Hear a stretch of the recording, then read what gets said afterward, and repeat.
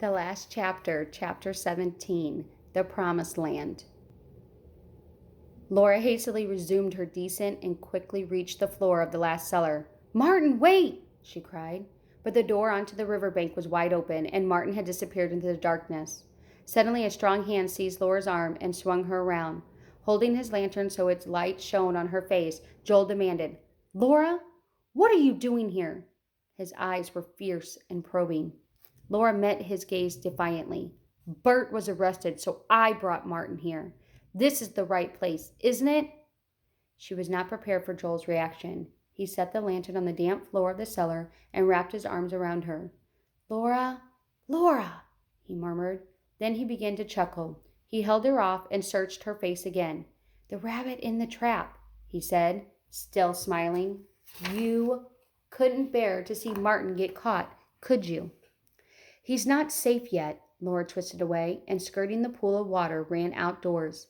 Below her lay the steep slope of the riverbank, thickly covered with trees and shrubs. "Martin," she called softly, "it's all right. Joel's here." A clump of bushes between her and the river stirred, and Martin came out. Joel went to him and put his hand on his shoulder. "So Laura took care of you?" "Yes, Mr. Joel. She brought me here through the woods without getting us lost once." A loud splash and an exclamation made all three of them whirl around. Joel picked up the lantern and in 2 long steps was again in the cellar door. "George!" he exclaimed. "I forgot about you. What happened?" The fugitive whom Laura had seen outside the church emerged from the cellar. He sounded amused as he said, "I stepped in that pool." "No wonder," Joel said apologetically. "I went off with the lantern." George didn't seem upset. "No harm done. Just a wet foot." Joel pulled a watch from his pocket and studied it by the light of the lantern. "It's time for your ride to the Promised Land," he said to George and Martin. "Let's get down to the shore quickly." He held out his left hand. "Come on, Laura." Laura hesitated. "Walt, he's one of the slave catchers. Was on the road a few minutes ago. He may have followed us here." Joel stepped. "I doubt it. I saw him heading back towards Lewiston. But just to be sure, we'll put out the lanterns. We don't need them. I could find my way in my sleep." Laura took his hand and started down the bank. She still felt uneasy. Who could tell what Walt would do? He might have been pretending he was going to Lewiston, and in reality was planning to come back and surprise them. She stepped on the loose stone and shuddered as it went rolling down the bank ahead of her. Was Walt up there listening? Well, even if he is, she thought grimly, he's too late to stop Martin and George. Now the swift rush of the river reached her ears. The water was deep and the current was powerful. Anyone who fell in would not survive for long. "Be careful," she warned Martin. "Don't get too close to the edge." Joel led them to a large rock near the water and dropped onto it. Drawing Laura down beside him, George and Martin stood to one side, talking quietly. "You said they arrested Bert," Joel said. "Why did they do that?"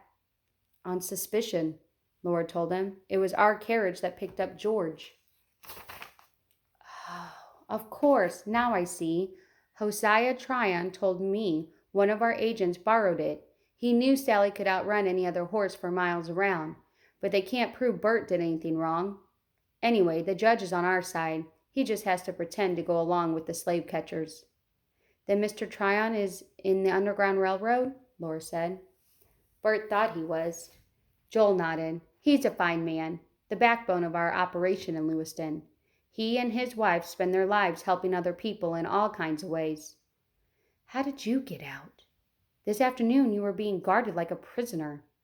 "The men finally gave up watching our house, and the minute they left, I went to Josiah and asked him what I could do. He told me where to find George and asked me to take him to meet the boat that was coming for Martin."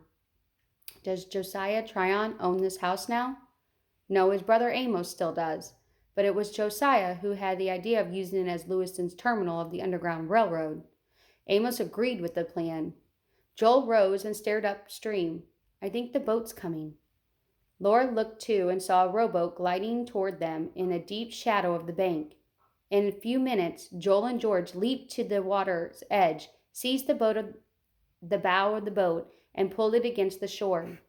Martin started after them, but then he turned around and came back to Laura.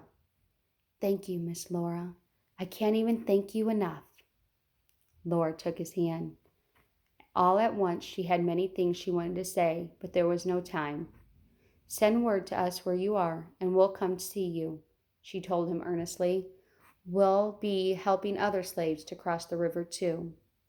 She stood beside Joel, watching the boat start across the dark river.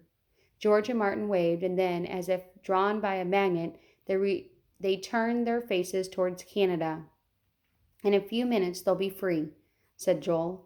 When they pass the middle of the river, they're in Canadian waters. I hope they'll be all right, said Laura. Martin is such a young boy to have traveled so far alone. He's safe now. His father will be on the shore to meet him. Joel took Laura's elbow. How am I going to get you home in that outfit? They climbed up the riverbank before they again lit the lanterns. With Joel beside her, Laura found that the dark, empty cellars of the Tryon Follies were no longer places of terror. To Laura's surprise, after they closed the front door behind them, Joel did not head for the lane through the woods. Instead, he took her arm and said, I want to show you something. Mystified, she let him lead her to the narrow terrace behind the house. There she pushed aside a curtain of wild grapevines and stopped at the huge boulder. Dropping Laura's hand, he set his lantern on the ground, leaned against the stone, with a great effort pushed it aside. Laura was amazed to see that the boulder had concealed an opening in the ground. Joel lowered his lantern into the hole, and Laura, dropping to her knees, stared into the rock-walled room, the size of a pantry at home, with a vaulted stone ceiling. This is where the slaves hide while they're waiting for their boat to take them to Canada, Joel explained. I think it was built for use as a cistern to hold rainwater, but it makes a good hiding place. Only the Tryons, my father and yours, and I know about this. He paused. And now you know. Grateful for his trust in her, Laura said, Thank you for showing me. Bert and I thought there should be a safer place than the cellars. She had a sudden notion. Joel, this is where the men brought George after they picked him up at the church this afternoon. Joel laughed. You're a smart one. Yes, he stayed here until I came after him tonight. He returned the stone to its place. Last night, on account of the dogs, I couldn't bring Martin here. Anyway, he needed just what he had at your house. Food and warmth and friends to talk to. They went down the lane, putting out their lanterns before they reached the river road. Joel had worked out a plan. We'll go back to my house, and if anyone sees us on the road, we'll hope that they think we're just a couple of boys out for a late walk. Mother will fix you a bed for the rest of the night. Thank you, said Laura. That would be fine, but I must go home. Pa and Abby and Uncle Daniel will be back from Buffalo very early in the morning, and they'll be worried if they don't find Bert or me at home. At Joel's house, Mrs. Todd gave Laura a skirt to pull over her trousers and a cloak that covered her entire outfit. Laura came into the kitchen wrapped in the cloak, but still wearing Bert's cap. How do I look now? She asked Joel. He laughed. Almost like a girl. In a flash, he whipped off the cap, and her dark blonde hair tumbled down onto her shoulders. Now you're yourself again. His eyes told her that was the way he liked her. Joel then said he had a horse and buggy waiting in front of the house. You don't have to take me, she said. I can walk home. Child, said Mrs. Todd. You must be exhausted. Laura considered this. I am tired. Mrs. Todd kissed her cheek. It's a brave thing you did tonight. Was I brave? Laura wondered. She had done what she had to do. That was all. Of two things she was sure. After tonight's business, she knew where she belonged and which side she was on. She had come home to stay. Laura and Joel were at the edge of town when Walt and his horse came clattering down Center Street after them. Hold on there, young Todd, he called out. Who's that with you?